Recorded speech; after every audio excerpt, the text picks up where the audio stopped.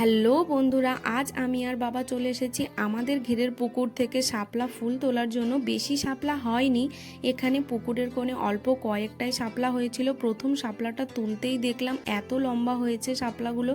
আজ ঝিরিঝিরি বৃষ্টি হচ্ছিল, যার জন্য আমাদেরকে ছাতা নিয়ে আসতে হয়েছে। দেখো শাপলা ফুলগুলো কত সুন্দর দেখতে লাগছে। তোমাদের কাদের শাপলার রেসিপি ভালো লাগে আমাকে অবশ্যই জানিও। আগে এই পুকুরটাতে শাপলা গাছ ভরে থাকতো, কিন্তু এক বছর আগে এই পুকুরটা থেকে সব মাটি তুলে নেওয়া হয়েছে, যার জন্য এখন অল্প কয়েকটাই শাপলা গাছ আছে।